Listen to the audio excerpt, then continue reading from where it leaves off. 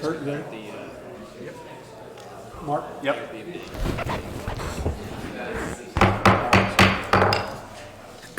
In compliance with the Open Publics Meeting Law, I wish to state that on January 6, 2023, the notice of this meeting of the Upper Township Committee was posted on the official Township Bulletin Board and the Upper Township website, mailed to the Cape May County Gazette, the Atlantic City Press, the Ocean City Sentinel-Ledger, the Herald Times, and filed with the Township Clerk. Tonight's meeting is being video recorded up until the closed session portion of this meeting and will be available on the Upper Township website. I hereby direct that this announcement be made a part of the minutes of this meeting. Please rise for the flag salute. I pledge allegiance to the flag of the United States of America and to the republic for which it stands, one nation, under God, indivisible, with liberty and justice for all. I'm supposed to say under God. Like I know, I was just thinking. Would you call the roll, please? Present. Here. Here. Pleasure on the minutes. Hereby move that we accept both the regular and closed session minutes from December 19th, 2022. Second. Call the roll. Yes. Yes. Yes. Yes. Thank you. We'll now do a report of governing body members. Gary. To start with, you want me to start? Yeah, you can start. Listen, I do want to say how beautiful that ceremony was on the reorg. Voice of Committeeman Pankos's daughter was exceptional. It's an honor to continue serving, and I do want to say that David tipped Goliath with your rumble strips. The pressure from the committee here, the unrelenting phone calls by our engineer and myself. I believe, Mayor Newman, you can report that they have been removed. They have been removed. They have been removed. And, My contact at Jill and Stagecoach informs me they have been removed. you know, it was a collaborative effort between the public and ourselves, and the outcome is I hope, what the public wanted. I do need a motion to adopt my filing of reports, but that's all I have tonight, Mayor. There you go. We'll do that at the, what do you want done now? Yeah. I'll make a motion, we accept the reports as follows. Second. Call the roll. Yes. Yes. Yes. Yes. Joanne. Mr. Reeves. Engineer Paul Dietrich. I didn't have much to report in the month of December, so I saved it all for January. First, we have upcoming paving work over on Prescott Avenue in Strathmere. We had a subcommittee meeting with the parking committee, and we had some discussions about trying to widen that a little further so that, A, that we gain some parking, but also to gain some additional width for large vehicles, emergency vehicles to get out the road. But in order for me to, we looked at the engineering and we can do the widening, but I do need authorization from Township Committee, so I can give direction to the contractor to proceed with that extra work. That's the first part that I would need a resolution from. But then we need to follow up how do we pay for that additional work. I believe it's going to be approximately an additional $50,000 based on the unit prices that we have in the contract.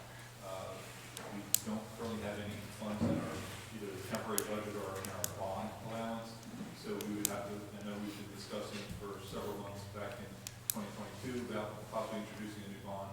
In order to authorize this additional work, we would need to start the process that a new bond for this year so that we can incorporate that extra work into that bond. That makes a lot of sense to do that, and Well, we're going to have, and again, with Mrs. Louie's help and assistance, we're going to have that same meeting we had with our auditors and the CFO relative to bonding and where we want to be. I believe Committeeman Corson and Deputy Mayor Hayes participated in that, so I think it's advantageous now that we take at least another two of you and have that conversation relative to what that bond is, what it would be used for. My vision of bonds are 24-month bonds, but a 12-month usage. So anything that's shovel-ready within 24 months, such as the projects that were 12 months, would be what we're targeting. So I'd like to have that true number, and then we can present it to the board as far as a new bond. Well, the quickest and easiest thing, we can put it in the temporary budget, right? And then pay the temporary budget back with the bond. I don't know if we can pay the bond back, but we can certainly put it in the temporary budget. So do we need to do that by motion to authorize this? I guess. So I definitely need the motion to authorize the additional work. The question about, moving forward on, how are you going to pay for it, that would be a secondary question that we Correct. need authorization for. Maybe we can get the answer by next meeting on the secondary question. I think we'll probably have more of the bonding question ready by the second meeting. Well, I'd like to make a motion, we authorize the change order on Prescott. Yes. I'll second that. Mr. Corson? Yes. Mrs. Hayes? Yes. Mr. Napoli? Yes. Mr. Pankos? Yes. Mayor Newman? Yes. Motion carries. And since we're talking about Prescott, we also got an email, I believe, from Randy Roach about the Verizon wires on Prescott. And I talked to Paul earlier today about those, and it's, I guess the Verizon wires are really sagged down there and in bad repair. And Paul was gonna reach out to his contact at Verizon, if he retired or whatever, but we're trying to get a new contact to try to get this rectified.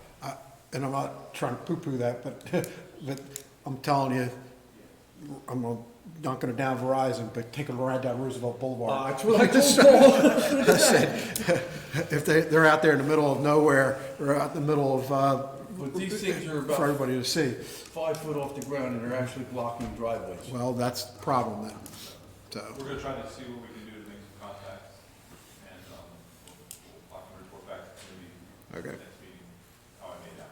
And let me just throw this in there, that Paul's collaboration along with the board goes a long way to solving problems. So the parking, the configuration of that roadway, Paul's ability to kind of go off the fly and to revamp the plans for a change order, we're able to facilitate this. What's it, an extra 10 spots now, Paul? Yes. 10 spots of parking. Next, this year for our mining renewals, which I think is coming up in the end of this month or the beginning of next month, all the mining license approvals were supposed to have gone back to the planning board at the end of last year to get their approvals. There are 3 mining operations, because they've had some turnover with their engineers and attorneys, they didn't kind of get their act together to get their stuff submitted to the planning board in time, and those 3 are probably going to need an extension. I requested that they put in a request to this township, but that is an issue that we're probably going to have to discuss as we approach the mining license committee update. There are 3 that are going to potentially need an extension. I have been out to all 3 of those locations to meet my normal annual site inspection prior to relicensing, and they're all in compliance, but they still need to comply with this procedural requirement that they need to do. What kind of extension, like 90 days or?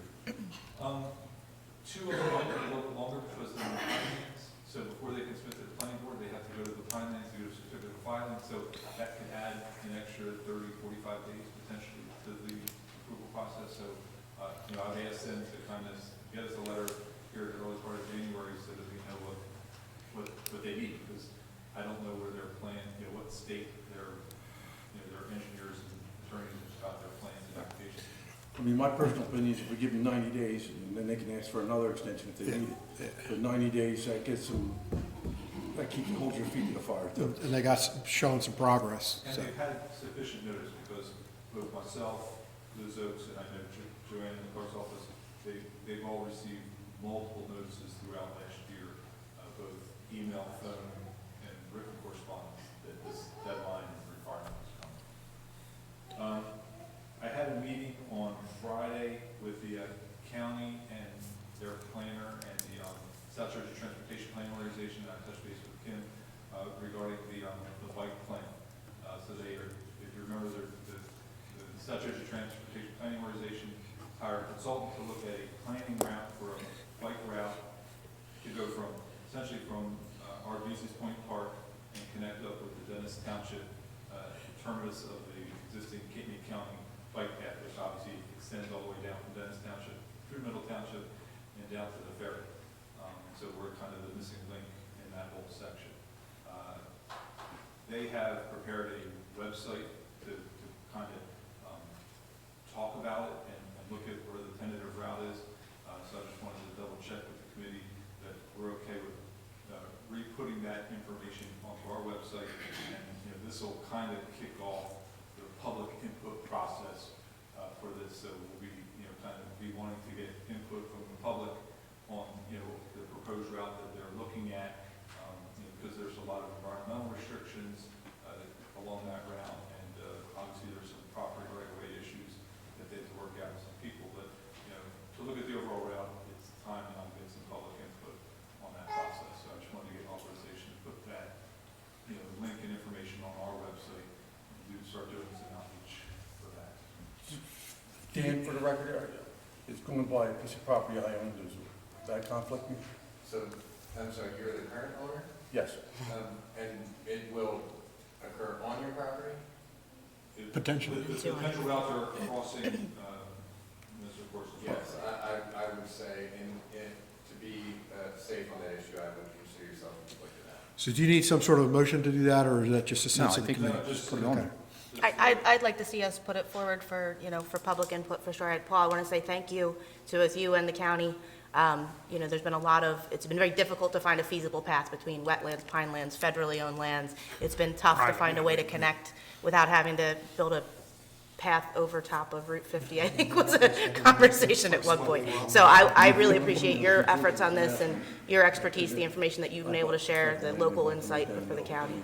So I think it's the right thing to do at this time, to put it out for the public to take a look and have some feedback. You're absolutely- I agree with Kim on that one. I think a bike path in our community like that would be wonderful. I know in the summertime, we have safety issues with people riding all over the place. If there was something for them, I think that could be a really good thing. It was, the conversation came, Deputy Mayor, was like smuggling rum. Yeah, To get to one place to the yeah. other. It was truly a difficult point to point. It definitely was, definitely was. And then the last thing I'd like to, this was a topic that came from the planning board and came before committee, but then we kind of pushed it off for some additional legal review and kind of pushed it until this year. But I wanted to kind of bring it back to the committee's attention that we kind of need to be looking at this, and this is the rental registration and short-term rental ordinance that we had developed.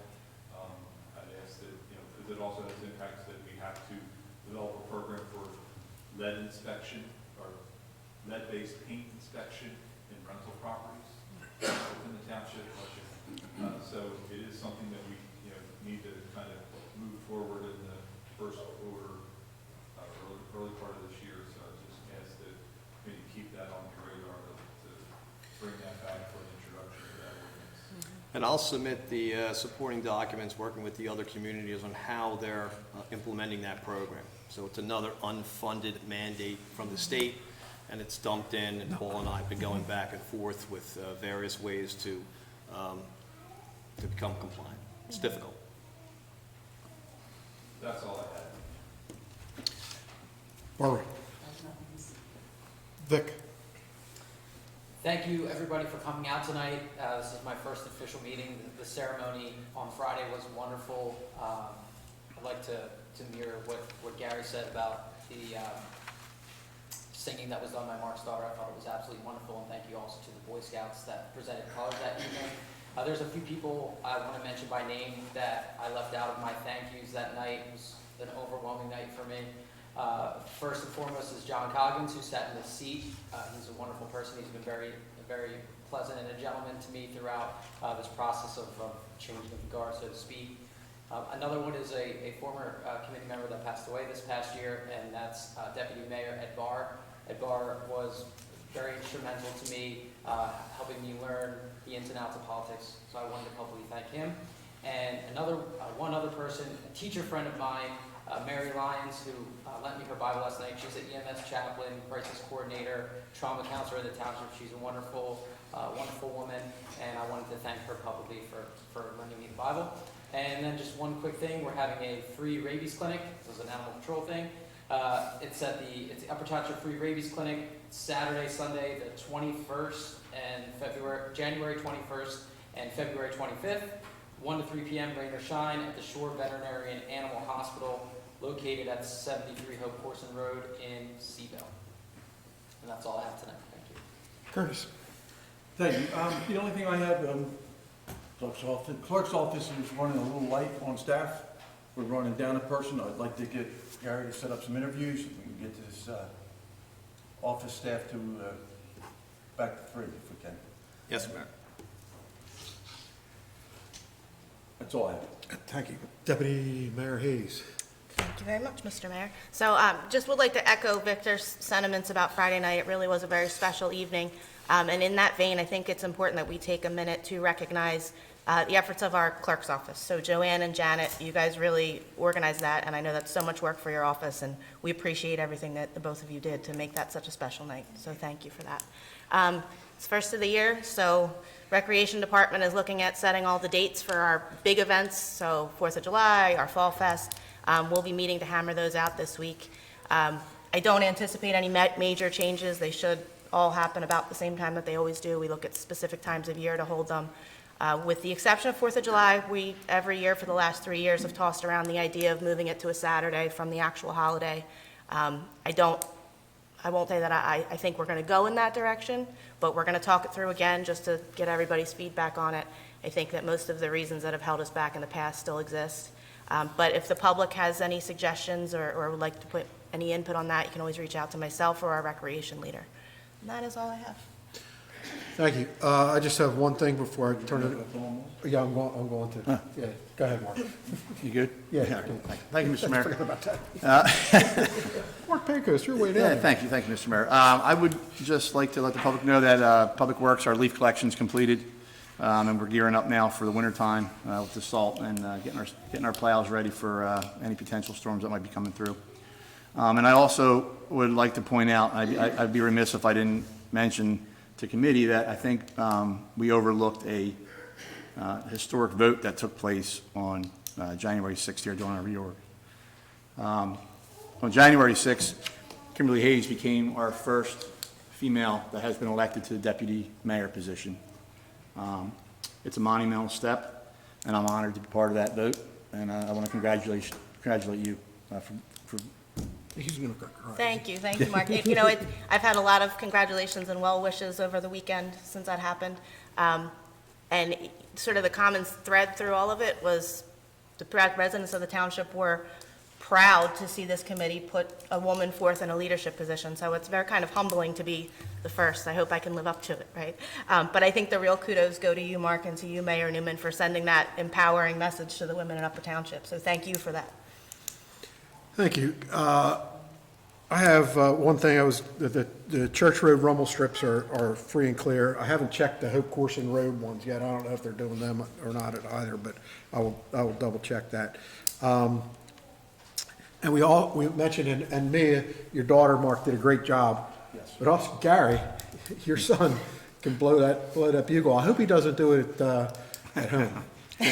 But he was good. I mean, how old is he? He is 12, and next year we're going to do a coronation, so you're going to have 5 bugles on either side. Do something to that effect. All right, so that's all I have, and thank you all for those words and staying on top of things. I need a motion for resolutions, or items 8 through 14, so that we can do that in conjunction, so that we can officially present some of these I'll items. make that in the form of a motion. Second. Would you call the roll, please? Yes. Yes.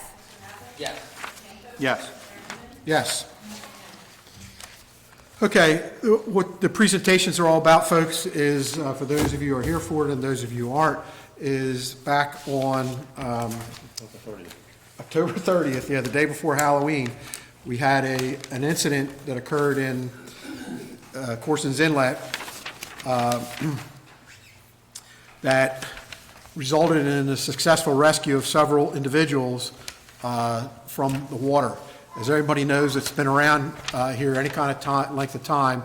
The Corson's Inlet has always been a dangerous entrance and exit until we get a beach replenishment project, which is due to come up this spring and fall.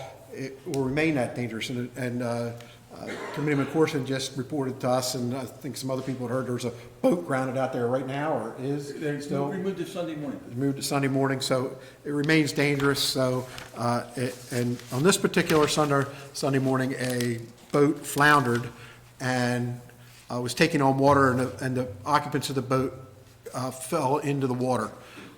Were in the water. The boat, I'm assuming, was sinking. They had enough gumption to pull out a cell phone and call 911, which was answered by our telecommunicators over at the Ocean City Police Department, who did a great job, and then they dispatched the Ocean City Fire Department and the Strathmere Fire Department, because Strathmere and Ocean City, for those who don't know, we have a agreement back and forth between them, and Ocean City obviously does all our dispatching. And they also dispatched the New Jersey State Police Marine Bureau, arrived on location, and were able to rescue all the occupants of the boat that were in the water in an extremely timely fashion. And I have a timeline here. There's a purpose for me reading it. The Strathmere Fire Company was dispatched at 10:47, 9:14, which is, I'm assuming, Bruce, that's a pickup truck that comes out of the firehouse, was dispatched, was on the scene, which would be where they keep the boat, at 10:51.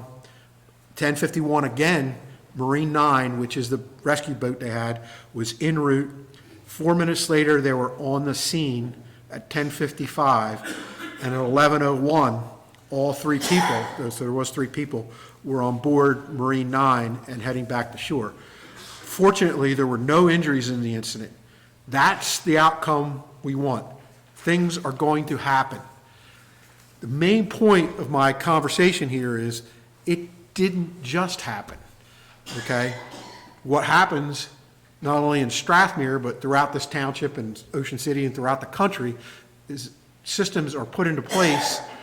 People train, purchase equipment for this exact moment. And this just didn't, somebody just didn't come pull it out of thin air. Dispatch procedures were set up. They were followed. The standard procedures were followed by the Strathmere Fire Company. The standard procedures were followed by the dispatchers, the Ocean City Fire Department, as well as the New Jersey State Police Marine Bureau. Everything came together. These people were rescued in a timely, efficient, professional manner.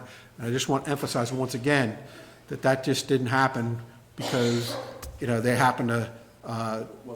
It wasn't luck. Let's put it that way. It was, that is correct. Okay?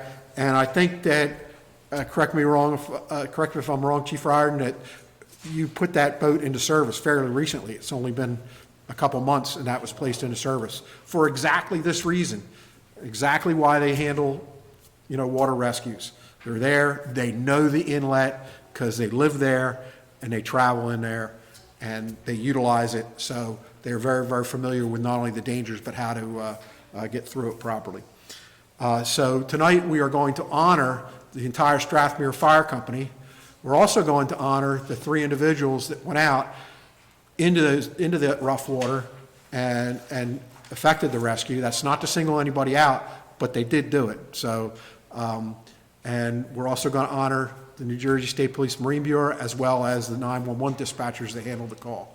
All extremely efficient and phenomenal. And Mark, if you could add anything to that, Mark Pankos, if you could add anything to that, because you were actually the one that precipitated this based on an observation of an Ocean City police officer. I don't want to put him in the spotlight. Yeah, no, I think often the time is that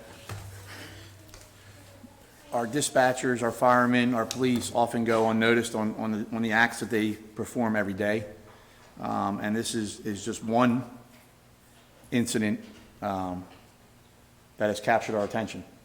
One incident that has captured our attention. And I think they're to be commended. It's not every day that they do, but again, there's 3 people that are alive because of their actions, and that shouldn't go unnoticed. So, okay. So what I'd like to do is honor the people that are here that had a definite hand in that. And why don't we start with the 911 call, since that's where it all started, okay? And so this is honoring, now they work as a team. It was a Sunday morning, Chris, is that what it was? Sunday morning, and it was early in the morning. I know I heard the call go out and I was in church. That's how I knew it. Oh, okay. Yeah, Strathmere's going to the inlet again. It does happen too much, but it happens. So on that particular day, maybe you could describe what happened. That would help us if you want to. My partner Trish actually took the initial 911 call. They called in and basically in a panic, trying to get their life vests on, and at the time the boat was sinking. And I believe Trish asked the captain of the boat, who didn't have a life vest on at the time, was kind of floating in the water on the cell phone, trying to let us know where they were. And at that time, we started dispatching units. So the Trish you're talking about is Trish Callahan. Trish, you want to stand up too? You want to add anything to that?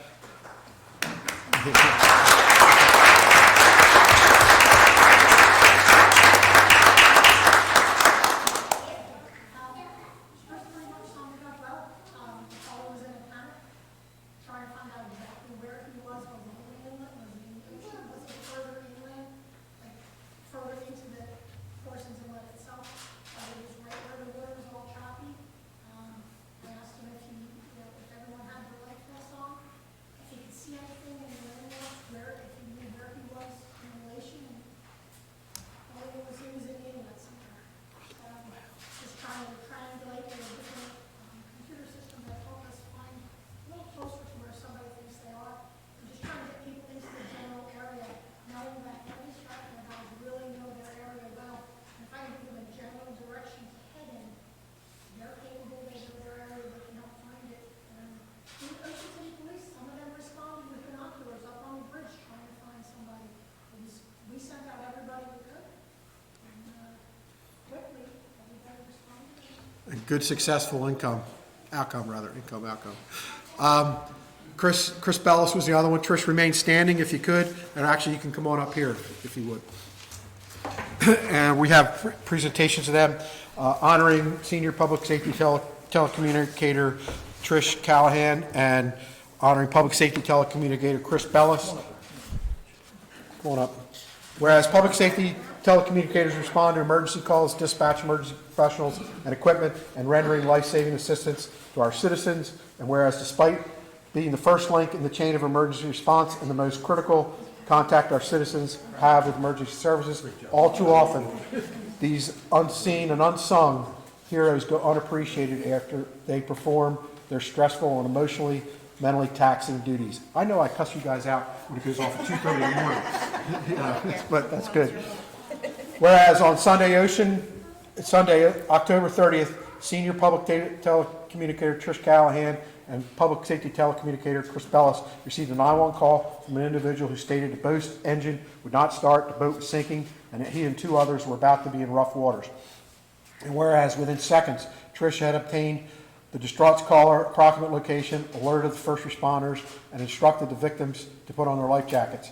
And whereas throughout the chaotic ordeal, Trish and Chris were multitasking wonder, obtaining vital information, providing necessary updates to first responders, and simultaneously extending calm and comfort to the scared and panicked victims as she and he remained on the line up until the moment the others were rescued.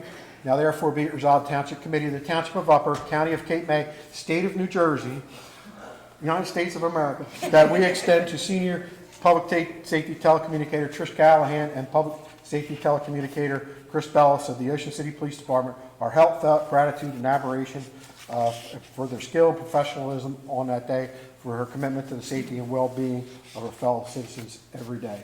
So great job, both of you. Trish, appreciate it. Thank you, Jay. Chris, very good. You guys come on up here, and I don't know if Bill's around, somebody can take pictures, that would be great. You guys stand up front. Of course, you stand in front of Vic, because it's. I was gonna you can't see say, him at I'll be in trouble. all. So,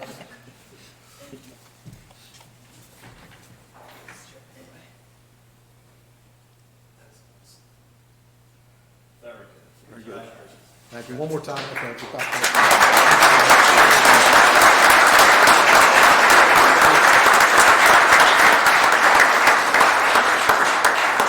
If you, also, their supervisor, Lieutenant Bill Lick, is standing in the back row. Great job, Bill. You got some good people here, as you already know. So now we have, if we could have all the Strathmere firefighters come on up here, all the Strathmere firefighters? Yeah, they're going to go up front, yeah. You guys can go up front.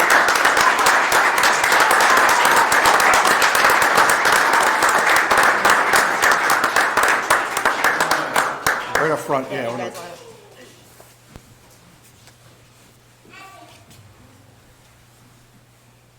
Mr. Turner, I'll still call you that.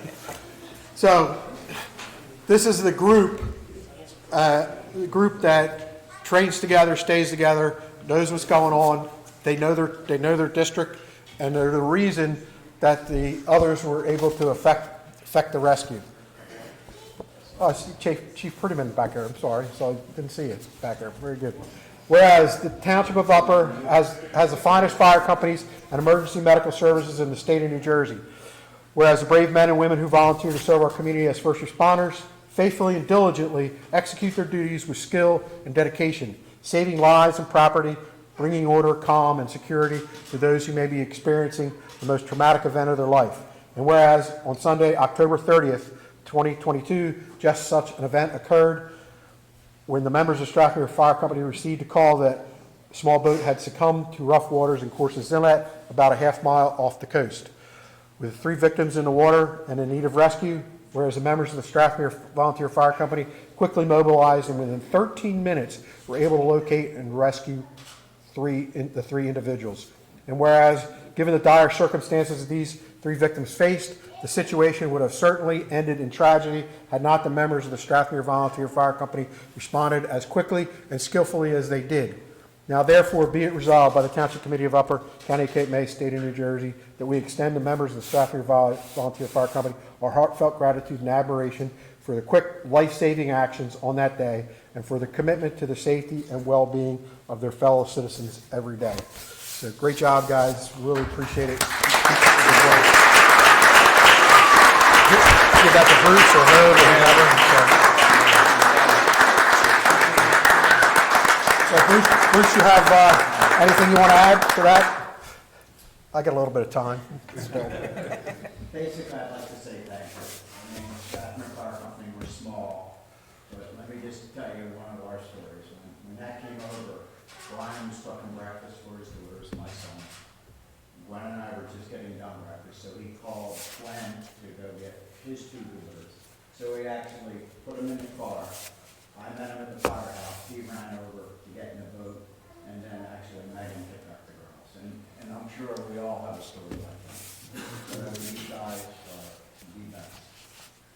That's all that I. That's how it works in Upper Township, and probably, a little bit, we can tell the same stories and all of them. So that is great, and that's what kind of community that we have. So thank you very much, guys, and we certainly appreciate your assistance on that day, and the fact that you guys put together what you needed to do to take care of the residents and visitors of Upper Township, Strathmere section, or wherever.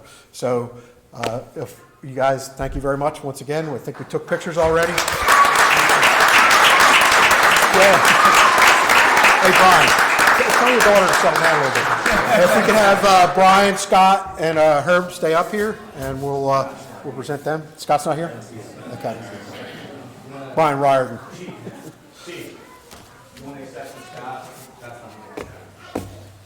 So we're going to, just so you know, folks, I know Strathmere is a small little community. It's small little, that's not, but it is. But those times are phenomenal, and especially when you had, drop your children off, Brian, and, you know, it's just amazing. So basically, you know, I've known all these guys for a very long time, and this is how they act and react every day over in that town.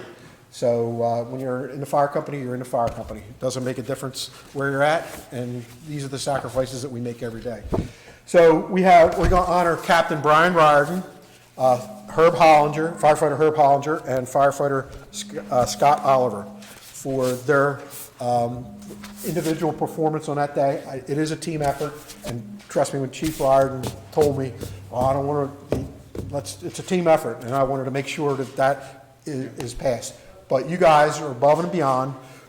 You went out there, not that any other firefighter wouldn't have done the same thing, but it just so happened that you guys were there. So that's why you get honored, yes. So, well, I mean, it's all the training in the world doesn't do any good if you don't come out to the calls and respond. So, and you guys did it. So these are going to be pretty much the same certificates, and I'll go through the preamble a little bit. Okay, again, so where I'll drop down because it is wordy, although I do like to talk. Whereas Captain Brian Riordan, along with firefighters Herb Hollinger and Scott Oliver, quickly and expertly mobilized their marine rescue boat into the rough surf, and within 13 minutes were able to locate 3 individuals. Given the dire circumstances the 3 victims faced, the situation would have certainly ended in tragedy had not Captain Riordan and the other members of the Strathmere Fire Company responded quickly and skillfully as they had. So, and so on and so forth. Not to take anything away, but great job, guys. Really appreciate it. Good job. Good job.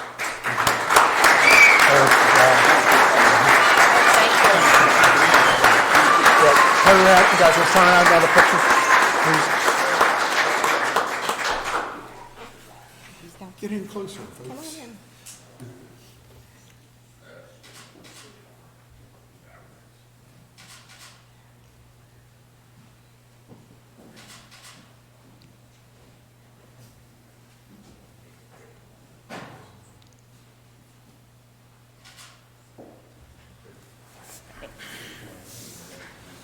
Thank you. Bruce, thank you. Yay for your daddy. Also want to publicly acknowledge, I see Chief Jay Prettyman, Ocean City Police Department, and Captain Schaefer also, with Lieutenant Bill Lick in the back. You guys, is that Captain Callahan too? Yeah. Who else? I see Deputy Chief. Yeah. Campbell. Who? Deputy Chief Campbell. Yeah, Deputy Chief. Yeah. So you guys did a great job for us. We have a shared services contract with Ocean City Police Communications, and they do a phenomenal job for Upper Township Emergency Services and dispatching us. There is one other person we'd like to honor, and that is the person that investigated and handled the incident from the New Jersey State Police Marine Services Bureau, and that's Staff Sergeant Jamie Ablett of the New Jersey State Police Marine Services Bureau. Whereas the New Jersey State Staff Sergeant, you want to come on up here, please? Whereas the New Jersey State Police Marine Services Bureau provides law enforcement services all New Jersey waterways, is the primary provider for all police services on the water and continuous land areas of the state of New Jersey.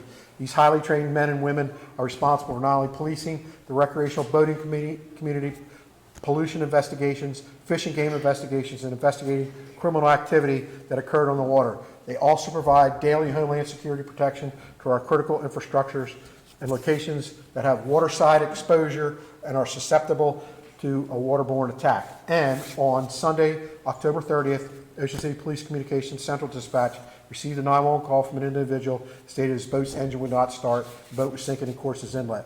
He and 2 others were in rough waters about half a mile off the inlet. Staff Sergeant Jamie Ablett of New Jersey State Police Marine Services Bureau responded to the call, ensured the safety and well-being of all the victims, and assisted other agencies in the tremendously successful outcome, whereas Staff Sergeant Jamie Ablett deserves to be commended for his skill and dedication to our citizens.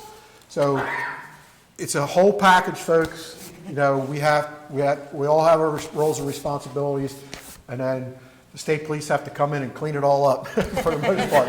So, guys, we really appreciate it. We have to work with the state police every day over here on the mainland and in Strathmere portion and on the waterways. So we appreciate your guys' cooperation and your response. We can go around and do the picture thing one more time.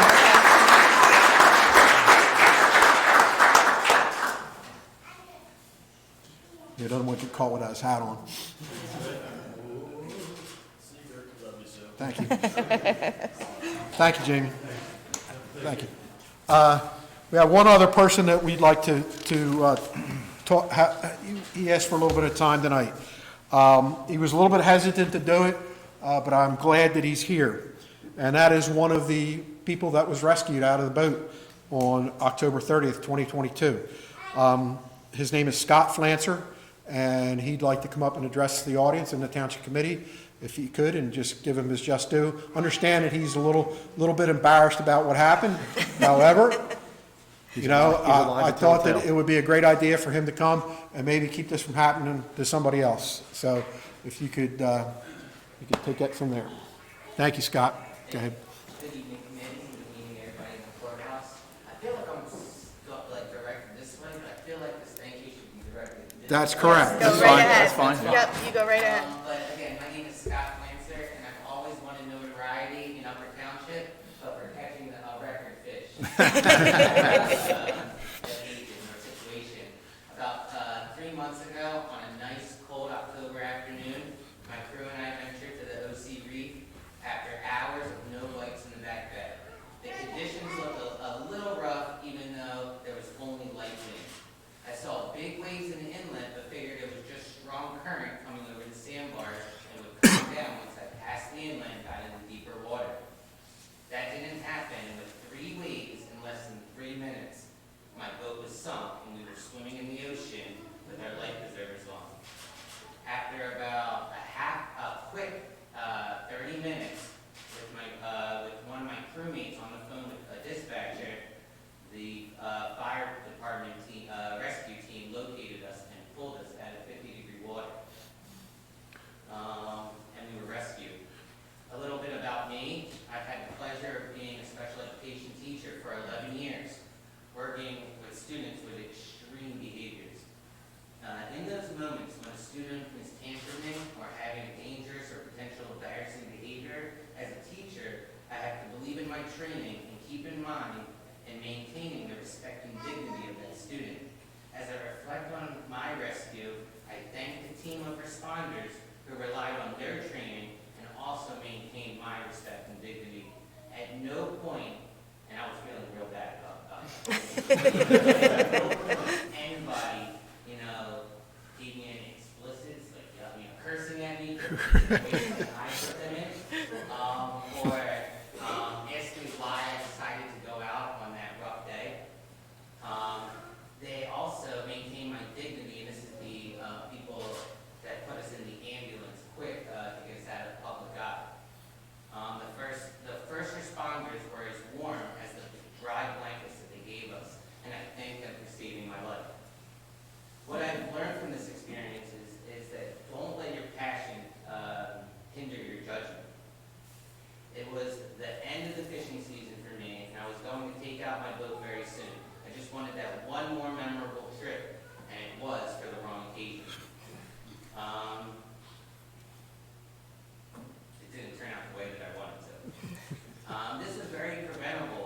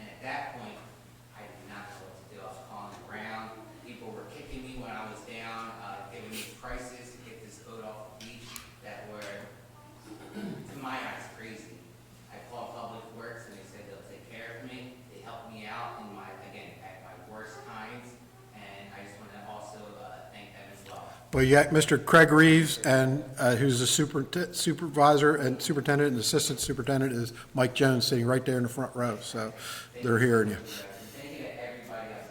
Again, I wouldn't be here without you. Thank you. Thank you, Scott.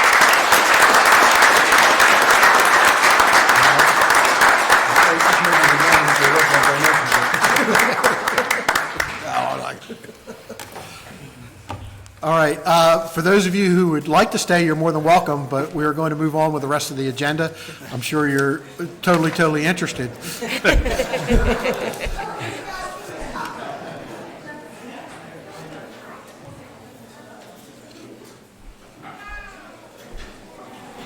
goes our crowd.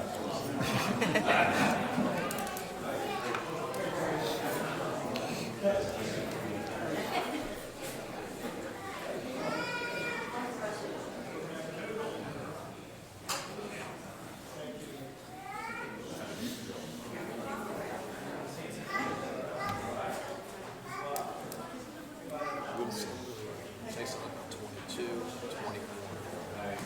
Who? 22 and 21. 21, 22.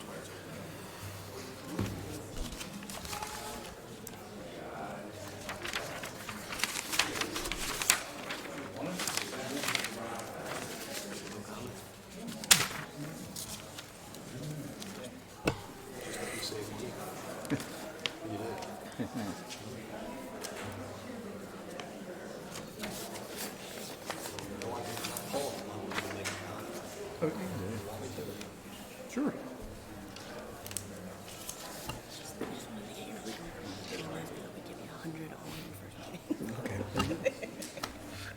That I can do.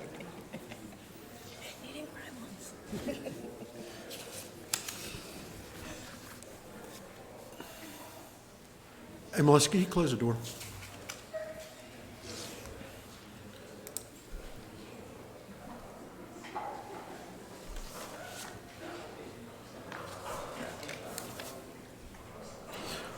Okay, Joanne, if we can move on with the rest of the agenda, please. The consent agenda, all resolutions listed below are considered to be routine in nature and will be enacted by one motion. If the mayor or any committee member wishes a particular resolution to be considered separately, it will be reviewed on the consent agenda and acted on separately.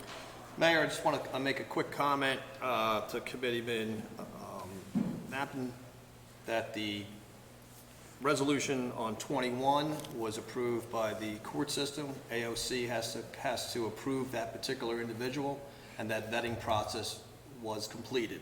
So I can send you the packet relative to Judge Blee's recommendation, our interview package, and the supporting documents relative to 21. Relative to 22, I got to thank Public Works and for going through the salary ordinances and resolutions. In this particular individual, we were able to negotiate a lower salary for a probationary term, which was not in your prior resolutions. So this, for the next 90 days, this individual will be at a probationary rate instead of a starting rate. And then subsequent to that, we've also implemented what a year was. So his year will be the hiring date, not Not the probationary period subtracted. probationary period subtracted, correct. So those are your 21 and 22. Anybody want anything removed from the consent agenda? Nope. Can I have a motion? I make a motion that we adopt items number 15 through 22. Second? Would you call the roll? Mr. Corson? Yes. Mrs. Hayes? Yes. Mr. Knappen? Yes. Mr. Pankos? Yes. Mayor Newman? Yes. Motion carries. Number 23, under new business, Jack Lynch, request to purchase township property, block 246, lots 24, 25, and 26. Paul? I unfortunately have a conflict. Okay. on this case, so I can't make any medical recommendations to the committee. Okay. Mr. Reeves? So, just moving my packet out, hopefully the committee has this in front of them as well, but Mr. Lynch has submitted a request to purchase the property, which is adjacent to his property, so there is a process that will need to be followed. But I do believe the property is entirely vacant right now. It's, the 3 lots are assessed for $330,600. The size is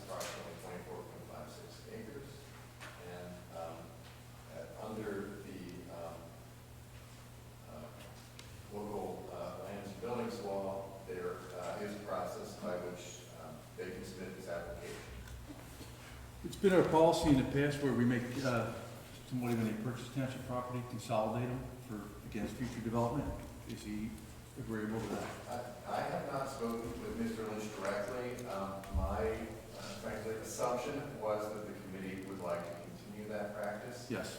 And I believe that is likely consistent with the intent of the purchase. Well, I don't have a problem with it as long as it is consistent with that particular request, because we are looking, obviously, not to put any more building lots out there. Anybody else have any comment on that? Nope, I concur. Need to move forward. What do we need to do that, Mr. Reeves? We'll proceed with a formal resolution. Okay. Oh, I'm sorry. We're actually going to get an appraisal, and then we'll bring it back to Yes. Right. And he's got to pay for a title search. Title search and all the expenses, all expense paid. The next one, I'll go to Paul on this one. Can you I can comment? Yes. Yes. This is obviously vacant property. He owns adjacent property that he has started to build on. He has a septic permit, so, you know, it is, his lot is an undersized lot. And then, you know, this township adjacent property would make his lot larger, more conforming, but he still would build, this would not make it so that he could build. He could already have built Okay. without the addition of this property. And he does understand he has to consolidate the property. I mean, that's just normal standard procedure. We discuss that condition with all requestees that come in for it. It's not a bad idea to review that stuff, though. Okay, anybody have any further questions on that? No. Okay, we move. Pursue forward this one too. Okay, we'll move that forward as well. Pleasure on the bills. I hereby move that all claims submitted for payment at this meeting be approved and then incorporated in full in the minutes of this meeting. Second. Yes. Yes. Yes. Yes. Yes. Okay, we'll now open it up to the public. Anyone from the public who would like to make a comment? If you could come to the microphone and let us know who you are.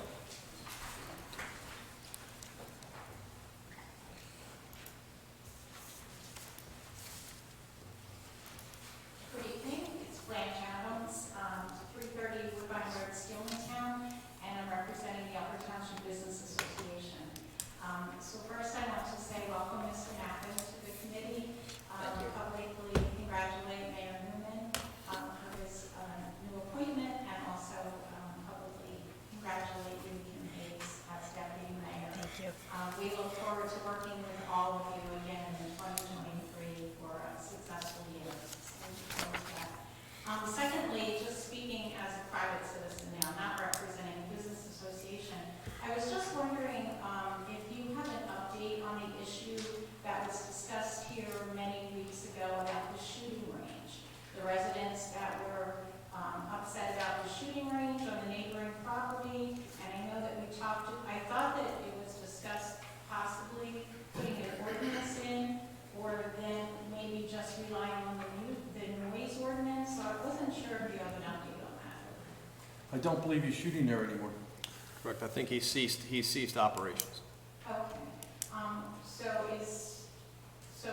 you're not gonna pursue that then unless another issue comes up or something?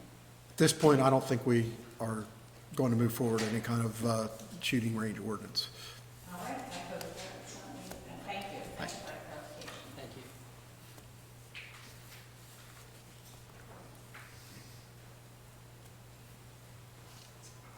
Hi, good evening. Joseph Bowles, 3 Bear Road. I'm just standing in front of you again, asking what where we're at with the short-term rental ordinance. I did see on the agenda for the evening, it said ordinances, and there was nothing there. I did speak to Ms. Hayes, and she had mentioned that it has gone past the planning board. They had to go back to the planning board to figure it out. Things were changed, and it's going to be brought forth again, so I'm just kind of here asking what the status is. Mr. DeMarza? Myself and Mr. Reeves identified the procedure, and it's now in Mr. Barnes has it. So the planning board attorney still has that particular piece of legislation. So we're waiting for it to be returned or his vetting of it. But, you know, your conversation with Mrs. Hayes then precipitated to a call to me and then my call to Dan. And so we are aware that you're looking for it, or the township is looking for it, and even committee is looking for it. But again, we're beholden to Mr. Reeves and his staff, and that's who has the ordinance. Thank you very much. Anybody else? It's quite a beard, Mr. Falls.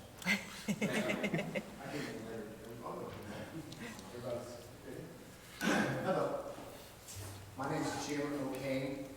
I live at 10 Winchester Court in Seaville.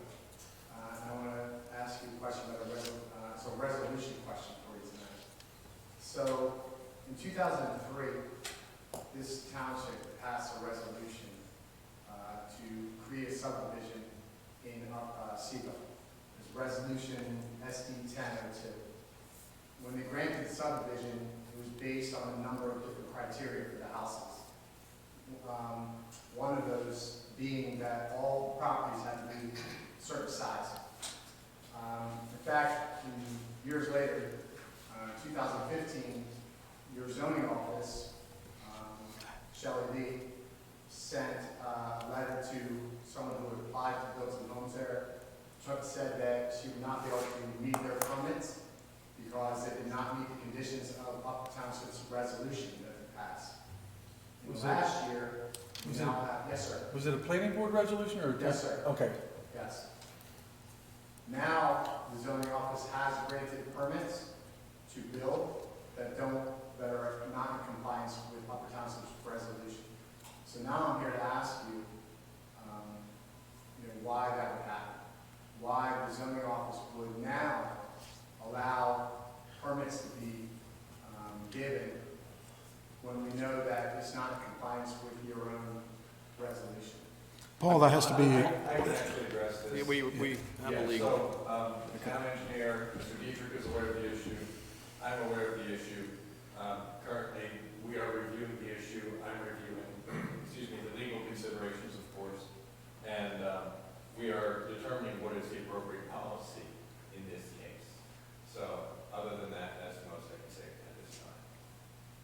With all due respect, this is the same answer I've been hearing for 6 months. So now I'm here to talk to the board. That is, as a resident, it's my understanding that a resolution passed by the township board is something that everyone has to follow. You pass a resolution, you're going to pass a resolution tonight. I just heard it. You're about to pass a resolution. And when we pass resolutions, people need to follow it. Your own zoning office, in writing, did enforce it before.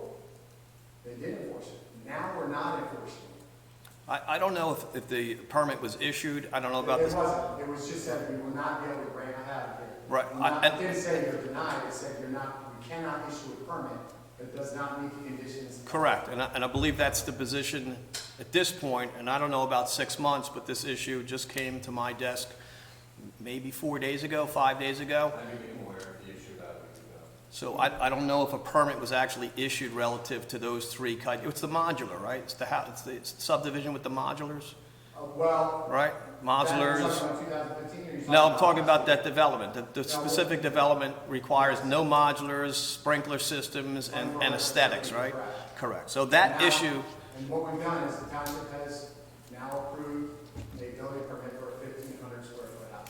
I don't know if that's true or not. Was a permit issued, Mr. Dietrich, for that particular? A permit was issued for a property area. I don't know the exact square footage of the I have it. improved square footage. I have But a permit was issued that violated the resolution. I don't know if it violated, I know a permit was issued on the lot that Mr. Kane's complaining about, but I don't know I'm not- the exact I'm not square complaining. footage of that lot. That's so fine, you're allowed to complain, I mean, it's okay, and again, that issue, based upon your phone call, came to my desk probably around 3 to 4 days ago, and we conferenced it with legal, and we're getting that opinion, I don't know, 6 months ago, and I truly believe that if there's a resolution, and there's a supporting document from 2015 with Mrs. Shelley, then, that's where it should lie, but at the end of the day, everybody has rights, and there's our procedures, and things have changed, and that's what we're getting. We want to make sure before we take action to either violate it or support it, that the township is in a legal position to do so either way. I respect that opinion. I would just maybe just add the last thing, I'll let you go, because I know it's a long night, is that maybe it would be prudent to stop or put a hold on what's happening there until this is resolved. It is a suggestion, and it was actually a suggestion that we made through legal. So, but again, we want to make sure that the township is not exposed for legal changes, whether that, for what the benefit of that restriction was, and that's kind of what we're looking for. And we'll get an answer for that. All right, is it fair for me to reach out to you again? Absolutely. Listen, I want to know too, because I handle these issues within the cities that I work for, and, you know, it is a true issue. You're absolutely right. Okay, well, I appreciate your time, and, I appreciate you listening to me. So thank you. Anyone else? Anyone else? Okay. At this time, I will close the public portion of the meeting and entertain a motion to go into closed session. I hereby move that a resolution be incorporated into the minutes authorizing the Township Committee to enter into executive session for the following matters pursuant to the Open Public Meetings Act. Matters. Number 1, personnel. Number 2, contract negotiation indemnification agreement. Number 3, contract negotiation block 730 and lots 23 and 26. Number 4, contract negotiation block 567 and lot 26. Number 5, contract negotiation block 382 and lot 11.01. Number 6, contract negotiation planning consultant. Number 7, potential litigation, Cape May County Agricultural Development Board. Number 8, attorney-client privilege, meeting public protocols. I also include in my motion the estimated time and circumstances under which the discussion conducted in closed session can be disclosed to the public as follows. Letter A, it is anticipated that the matters discussed in closed session may be disclosed to the public upon the determination of the Township Committee that the public interest will no longer be served by such confidentiality.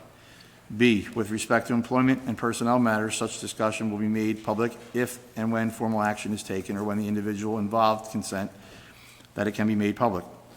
C, with respect to contract negotiations, such matters will be made public when negotiations have ceased and there is no longer a reason for confidentiality. D, with respect to this litigation, such discussions will be made public when litigation is complete and the applicable appeal period has expired. Second. Would you call the roll, please? Mr. Corson? Yes. Yes. Yes. Yes. Yes. Okay, we'll take 5 minutes, because I'm going to use the bathroom, as usual. If there ever was a day. Yes, I don't, and I